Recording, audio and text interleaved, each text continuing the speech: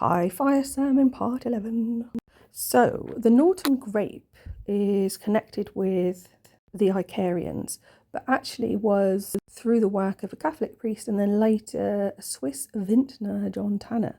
But it forms part of the Icarian display for the Labour Day Grape Festival, according to Wikipedia, which I thought was another association with Dionysus, like this returning sailor, and obviously the Norton grape, a reference to burnt Norton.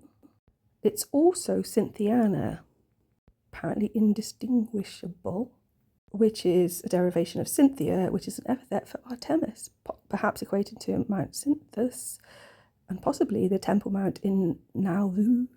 So now Cynthia's entered the chat.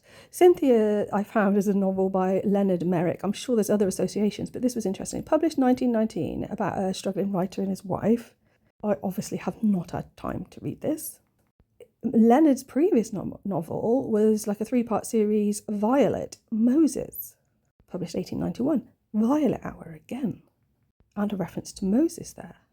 Wikipedia tells me he was admired by his peers, including J.M. Barrie of Peter Pan fame and George Orwell of 1984, etc. Wikipedia tells me that Graham Greene asked Orwell to write an introduction for Merrick's work. And I've just been listening to a podcast about Greene and his spy connections. And I read that Orwell was associated with the intelligence services towards the end of his life as well.